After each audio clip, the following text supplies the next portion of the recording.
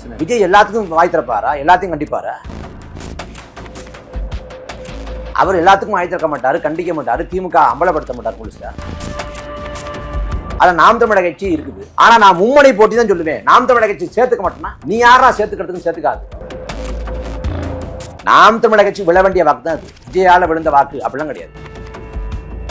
தாவேகா எதிரின்னு சொல்றாங்க. அவங்க உதிரியா இருக்காங்க. எங்களுக்கு எதிரிங்கிறது திமுக அதிமுக. வணக்கம். வணக்கம்.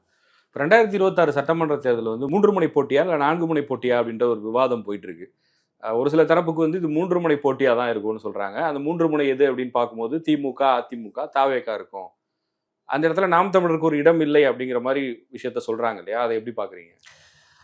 என்ன காரணம் அப்படின்னு கேட்டா, நாம் தமிழர் கட்சி மீதான வன்மம், காழ்ப்புணர்ச்சி, இதை தாண்டி வேற ஒன்றும் சொல்றதுக்கு இல்லை. ஏன்னா திமுக இருக்கு ஒரு அணி, அதிமுக இருக்கு ஒரு அணி, இந்த பக்கம் தாவேகா இது வரைக்கும் வாக்கு விழுக்காட்டை நிரூபிக்கல. ஒரு தேர்தலை கூட எதிர்கொள்ளல. அவங்கள ஒரு முனையா சேர்த்து மும்மணியும் வாங்கலாம். ஆனா நாம் தமிழர் கட்சி 4 பொது தேர்தல் 2016, 19, 21, 24, அப்புறம் இடைத்தேர்தல்கள், உள்ளாட்சி தேர்தல்களில் போட்டிட்டு இருக்கோம். இப்படி எல்லா தேர்தலையும் பங்களிப்பு செஞ்சு 8.2 விழுக்காடு வாக்குகளை பெற்று ஒரு மாநில கட்சியை அங்கீகரிக்கப்பட்டிருக்கோம் தேர்தல் ஆணையத்தால. ஆனா நாம் தமிழர் கட்சியை இந்த போட்டிங்கிறதே சொல்ல மாட்டாங்கன்னா இவங்க யார்? முதல்ல 234 தொகுதியிலும் வேட்பாளர் போட்டாலே நம்ம அது ஒரு 4 முனை போட்டி இல்ல, அவங்களுக்கும் அந்த ஈக்குவல் ஸ்பேஸ் கொடுக்கணும். அப்ப இந்தியா முழுக்க எல்லா மாநிலத்திலையும் போட்டிட்டாதான் ஒத்துக்குவாங்களா? தாவேகா எந்த கணக்குல சேர்த்துக்கிட்ட? தாவேகா இது வரைக்கும் அவன் கட்சி ஆரம்பிச்ச பிறகு விக்கிரவாண்டி தேர்தல் நடந்திருக்கு, ஈரோடு கிழக்கு நடந்திருக்கு, 2024 பார்லமெண்ட் தேர்தல் நடந்திருக்கு. அவங்க எந்த தேர்தலையும் போட்டி போட்டதில்லை. அவங்கள சேர்த்துக்கிற வாக்கு விழுக்காடு நிரூபிக்காத ஒரு கட்சியை சேர்த்துக்கிற 8.2 விழுக்காடு வாக்குல பெற்று 15 ஆண்டுகளா காலத்தில் இருக்கக்கூடிய கட்சி சேர்த்துக்க மாட்டான்னா இது யார் செய்யுற? சன் நியூஸ் இருக்கக்கூடிய குணசேகரன், இந்த சவுக்கு சங்கர், இவ புதுசா பாக்குறேன் விகடன்ல அட்டைப்படம் போட்டிருக்காங்க. அப்ப யார் நோக்கத்துக்கு இவங்க வேலை செய்யறாங்கன்னா இது திமுகவோட அஜெண்டாவா இருக்கும், திமுகவோட நோக்கமா இருக்கும். திமுகன்னா யாரு? பெண் சபரீசனோட நிறுவனம்.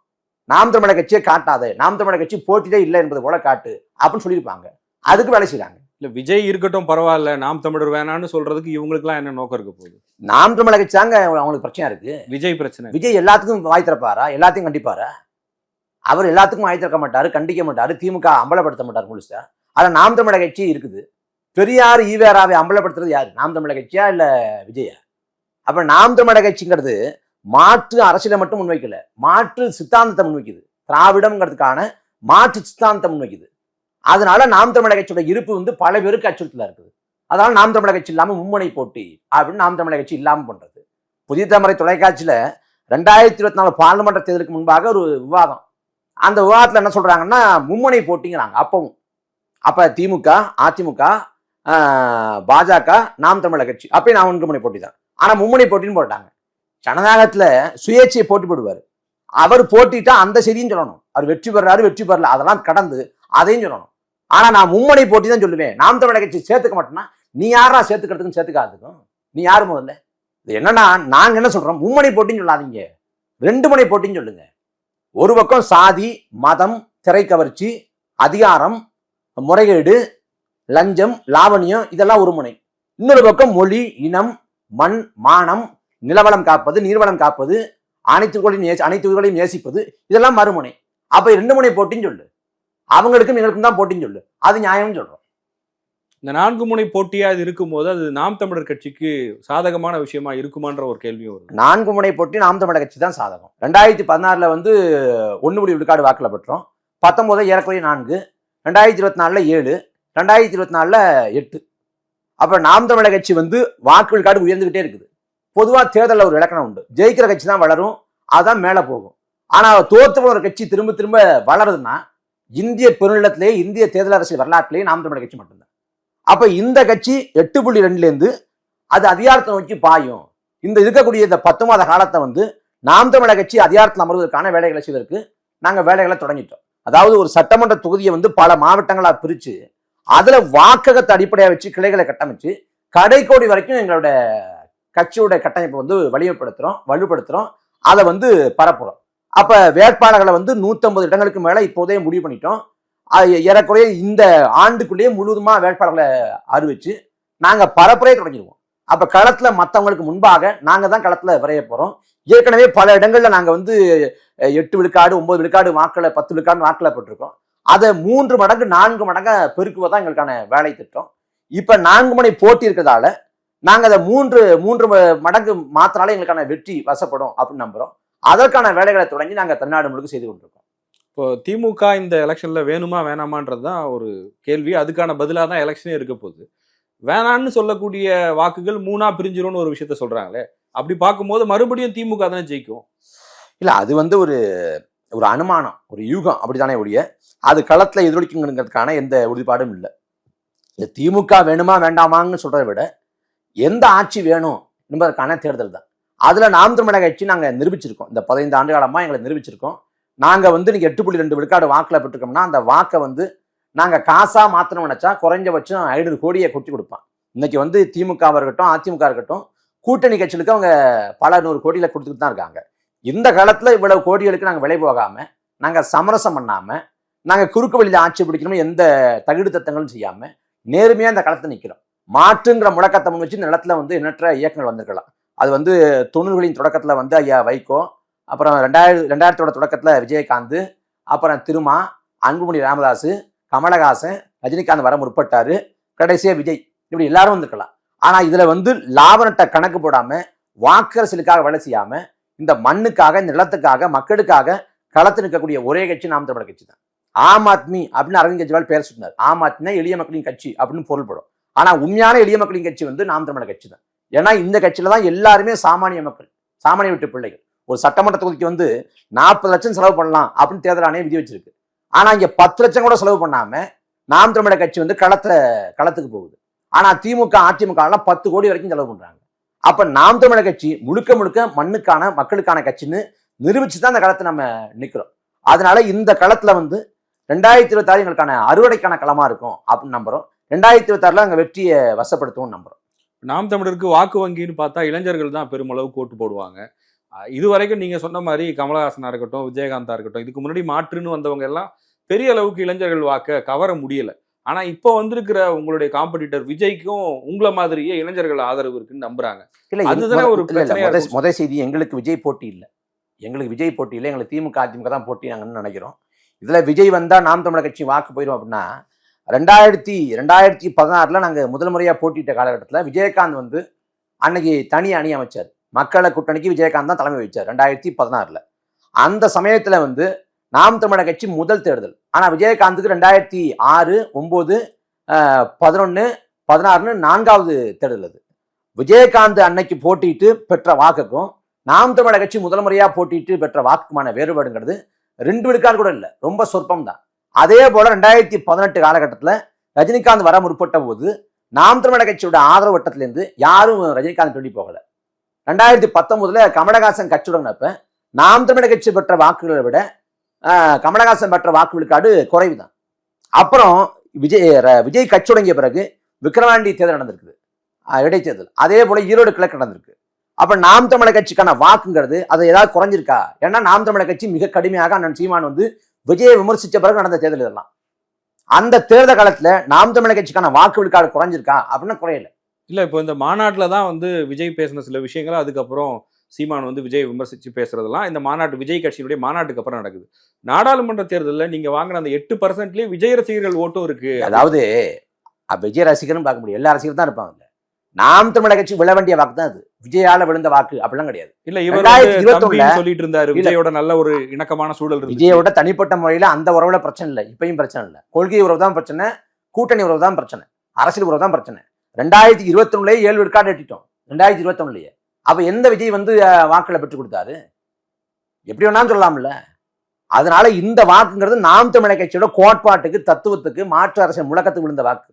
இதுக்கும் விஜய்க்கும் எந்த சம்பந்தமும் இல்லை.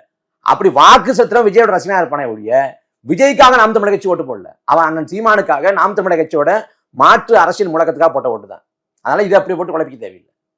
இப்போ இந்த தேர்தலில் இப்போ இளைஞர்களுடைய வாக்குகள் அப்படின்றத நீங்க தொடர்ந்து வாங்கிட்டே தான் இருக்கீங்க. விஜய் கட்சிக்கும் சரி, உங்களுக்கும் சரி, காமனா இருக்கக்கூடிய ஒரு பிரச்சனையா பார்க்கப்படுறது, ஒரு 35-40 வயசுக்கு மேல இருக்கிறவங்க திராவிட கட்சிகளுக்கு தான் ஓட்டு போடுறாங்க அப்படின்னு சொல்றாங்க. ஆனா அவங்களுடைய ஓட்டுகளை வாங்காம இங்க அரசியல்ல ஆட்சிக்கு வர்றதுன்றது வாய்ப்பே இல்லை.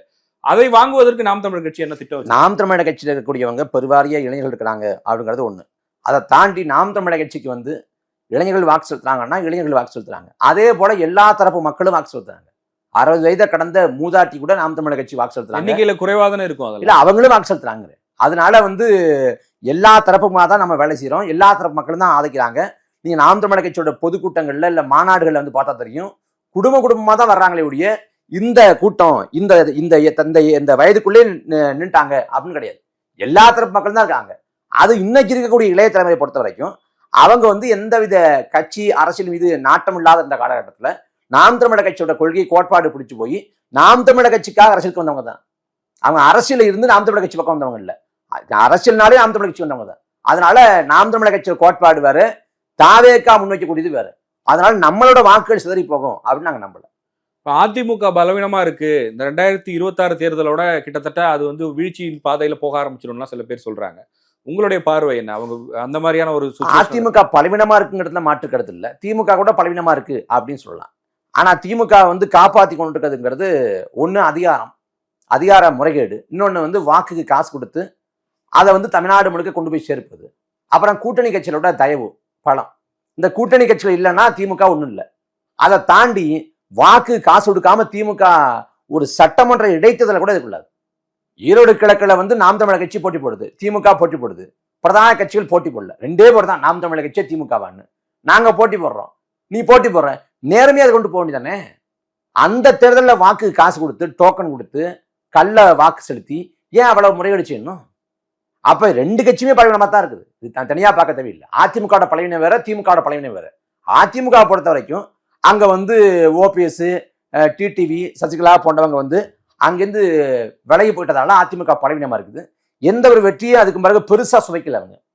அதனால திரும்ப அதிமுக மீது விமர்சனம் வைக்கப்படுது. தொடர்ச்சியா தோல்வியடைகிறாங்க அப்படிங்கிற விமர்சனம் வைக்கப்படுது. அதை அவங்க தான் நிரூபிக்கணும். இன்னைக்கு பாஜக கூட்டணி வச்சுதான் உங்களுக்கு பின்னடைவு தான், அதை மாற்று கருத்து இல்லை. அதே போல கூட்டணி ஆட்சி அப்படின்னு அமித்ஷா சொல்றாரு. இந்த பக்கம் இவர் கூட்டணி ஆட்சிங்கிறதுக்கு அதிமுக ஒத்துக்கொள்ளல. அதை தாண்டி யாரு முதலமைச்சர் வேட்பாளர்னா அதிமுகவை சேர்ந்தவங்க அப்படின்னு அமித்ஷா சொல்றாரு. அது எடப்பாடி பழனிசாமியா, இல்ல வேலுமணியா, தங்கமணியா, இல்ல செங்கோட்டையனா, அது நமக்கு தெரியல. அப்ப அந்த கூட்டணிக்குள்ள இந்த உரசல் இருக்கிற வரைக்கும் அது புகைச்சல் இருக்கத்தான் செய்யும். அப்ப அதிமுக பலவீனமா தான் இருக்கு, பலவீனப்பட்டு தான் இருக்கு. அது இந்த மாற்று கருத்து. இது பிரச்சாரத்தை தொடங்கி இருக்காரு எடப்பாடி பழனிசாமி. அந்த இடத்துல ஒரு முன்னாள் முதலமைச்சருக்கு ஒரு எதிர்கட்சி தலைவருக்கான கூட்டத்தை அவங்க கூட்டி காமிச்சிருக்காங்க. அவ்வளவு பெரிய வரவேற்பு இருக்குன்னு சொல்றாங்க. காசு கொடுக்காம, ₹1 காசு கொடுக்காம, சாப்பாடு கொடுக்காம, இவங்க பேச்சுக்காக, கோட்பாட்டுக்காக, அரசியல் முழக்கத்துக்காக, கட்சிக்காக, எடப்பாடி பழனிசாமிக்காக இவ்வளவு கூட்டம் கொடுமா? அது திட்டம். ஒரு பகுதி செயலர்னா நீ இவ்வளவு கூட்டத்தை கூட்டிடணும், இல்ல இந்த ஒன்றியத்துல பொறுப்பாளர்னா நீ இவ்வளவு கூட்டத்தை கூட்டிடணும், கூட்டி காட்டிடணும் அப்படின்னு திட்டம். அப்படிதான் கூட்டத்தை காட்டுறாங்க எல்லா கட்சியுமே. திமுகவோட பொதுக்கூட்டத்தை காசு அலைஞ்சுட்டு வந்த மக்கள்லாம் தலைமையில நாக்காளி தூக்கி வச்சுட்டு போறதான் பாக்குறோம். அவர் 2 கட்சியுமே கூட்டத்தை கூட்டுது. விஜய்க்கு கூட்டம் வந்துச்சு அப்படின்னா திரைக்க வச்சு ஒரு நாடகப்பட்ட நடிகர் 30 ஆண்டா அவரை திரைப்படத்துல பாக்குறோம், தொலைக்காட்சியில பாக்குறோம். அவரை நேர்ல பார்க்கறவங்களே ஒரு பூரிப்பு. அந்த திரைக்க வச்சுதான் கூட்டம் கொடுது. இங்க காசை கொடுத்து கூட்டம் கொடுறாங்க. ஒண்ணு திரைக்க வச்சு, இன்னொன்னு பணம். மற்றபடி ஒரு நல்ல தத்துவத்தை முன் வச்சாரு, நல்ல கோட்பாட்டை பேசினாரு, அந்த கருத்தியல் சரியானது, அதுக்காக கூட்டாங்களா? அப்படி கூட்டின கூட்டம் நாம் தமிழர் கட்சி கூட்டின கூட்டம் தான். இன்னமும் நாம் தமிழர் கட்சி வரணுங்கிறது என்டிஏக்கு ஒரு எதிர்பார்ப்பா இருக்கு. பாஜக தலைவர்களும் அதை மறைமுகமா சொல்றாங்க. எடப்பாடி பழனிசாமி அந்த பிரஸ் மீட்ல கூட விஜய், நாம் தமிழர் இவங்க எல்லாரும் திமுக எதிர்ப்புங்கிற புள்ளியில ஒரே அணிக்கு வரணும்ன்றத சொல்றாங்க. நாம் தமிழர் கட்சிக்கு ஒரே இலக்கு அப்படின்னா நம்ம இலக்கு ஒன்றுதான் இனத்தின் விடுதலைன்னு சொல்லலாம். ஆனா அதுல திமுக ஒழிச்சிட்டு அதிமுக கொண்டு வரணும், அதிமுக ஒழிச்சிட்டு திமுக கொண்டு வரணும் அப்படின்னு நம்ம எப்போதும் நினைக்கல. பெருந்தலைவர் காமராஜர் சொன்னது போல ஒரே குட்டையில் உரிய மட்டைகள் அப்படிதான் திமுகவையும் அதிமுகவையும் பார்க்கணும். அதிமுக கோட்பாட்டு வேஷம் போடுறது இல்லை. கோட்பாடு, கொள்கை, திராவிட மாடல் அப்படின்னு அவங்க சமூக நீதி அப்படின்னு வேஷம் போடுறது இல்லை. திமுக எல்லா வேஷமும் போடுது, அவ்வளவுதான் மாறுபாடு. மற்றபடி அதிமுக செஞ்சதெல்லாம் திமுக பண்ணிருக்கு, திமுக செஞ்சதையும் அதிமுக பண்ணிருக்கு. இங்க ஊழல்னா இங்கேயும் ஊழல், இங்க அதிகார துஷ்பிரயோகம்னா இங்க அதிகார துஷ்பிரயோகம், இங்க மக்கள் படாத பாடுபடுறாங்கன்னா இங்கேயும் பண்றாங்க. என்ன வேறுபாடு இருக்கு? இங்கேயும் வழக்கொள்ள, அங்கேயும் வழக்கொள்ள, இங்கேயும் அங்க சாத்தான்குளம்னா இங்க ஒரு திருப்புவனம், அவ்வளவு வித்தியாசம்.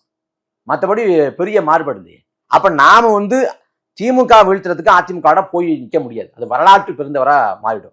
தமிழ் தேசியத்தை தேர்தல் களங்கள்ல பேசிய ஐயா சீபா ஆதித்தனார், ஐயா மாவோசி போன்றவங்க சமரசம் பண்ணிக்கிட்டாங்க. அந்த சமரசத்துல இருந்து நம்ம பாடம் கற்றுக்கொண்டோம். அதன் விளைவா நாங்க தெளிவா இருக்கோம். எத்தனை தோல்வி வந்தாலும் சரிதான், ஒருபோதும் சமரசம் பண்ணக்கூடாது அப்படிங்கிற கொள்கையை முடிவு எடுத்திருக்கோம். அதனால அதிமுகவோடு திமுகவோடு போவதற்கு வாய்ப்பு இல்லை. அவங்க விருப்பப்படலாம், கூப்பிடலாம். இன்னைக்கு பாஜக வந்து நாம் தமிழர் கட்சி வந்தா நல்லா இருக்கும்னு இன்னைக்கு சொல்லுது. 2024 பாராளுமன்ற தேர்தலுக்கு முன்பாக அண்ணாமலை என்ன சொன்னாரு? நாம் தமிழர் கட்சின்னு கட்சி இந்த தேர்தலுக்கு பிறகு இருக்காதுன்னாருல.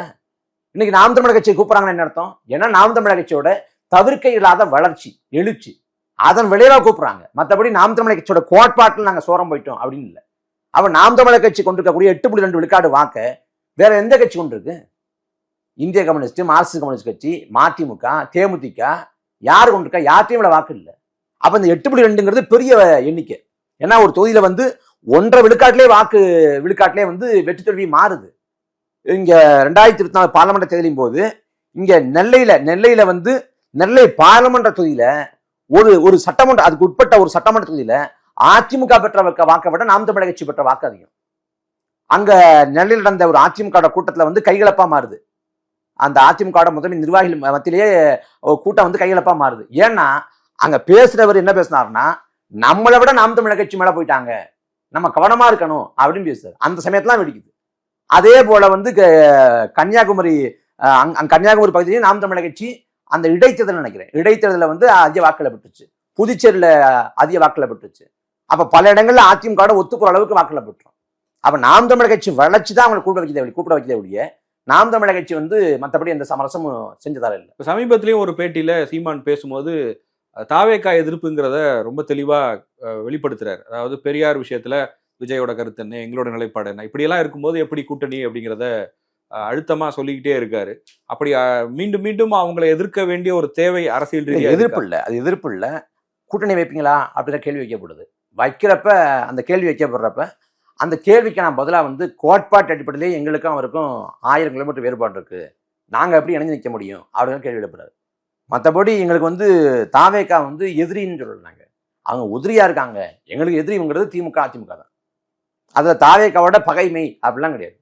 அவங்க ஒரு உதிரி போல இருக்காங்க. கோட்பாட்டு தெரிவு இல்லை, அரசியல் நிலைப்பாட்டுல தெரிவு இல்லை, அரசியல் படுத்தப்பட்ட கூட்டமா இல்லை, தலைமை தொடங்கி கீழே வரைக்கும் எல்லாரும் ஒரே மாதிரி வந்து புரிதலற்ற கூட்டமா இருக்காங்க.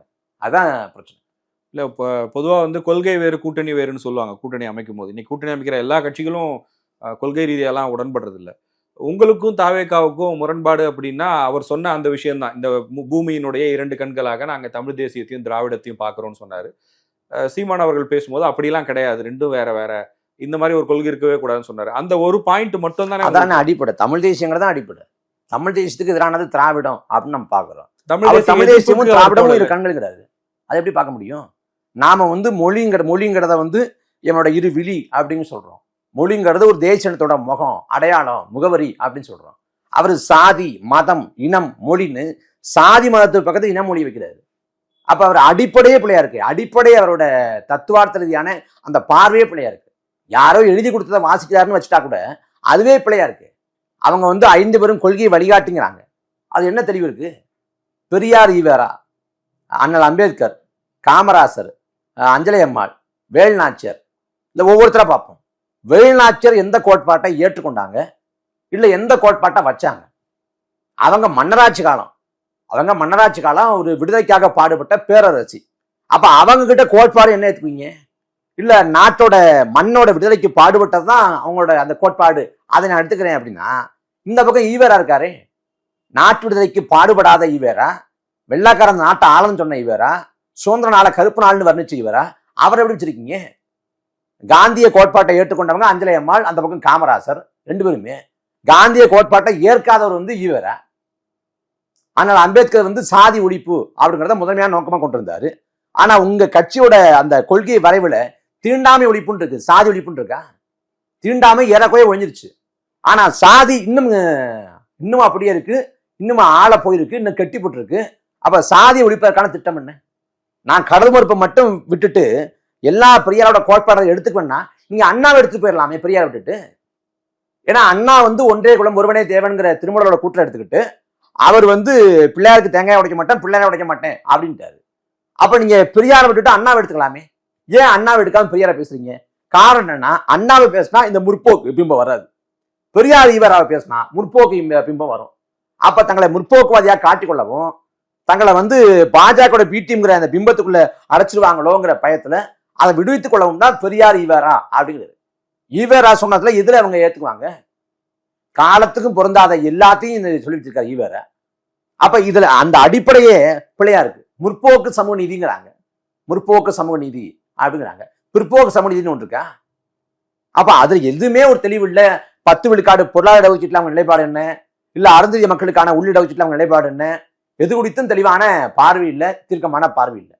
19 அவர் 5 பேர் நல்லா உள்நோக்கி பார்த்தா இதெல்லாம் சாதிய பிரதித்துவம் போல இருக்குது. இந்த சாதிக்கு அவங்க, இந்த சாதிக்கு இவங்க அப்படின்னு வரிசைப்படுத்தி வச்சிருக்காங்க. தமிழ்நாட்டில் இங்க பெரும்பான்மை சமூகம் சொல்லப்படுற சமூகங்களுக்கு யாரையும் இது பண்ணிடக்கூடாது, எல்லாரும் சேர்த்துக்கணும் என்பது போல வச்சிருக்காங்க.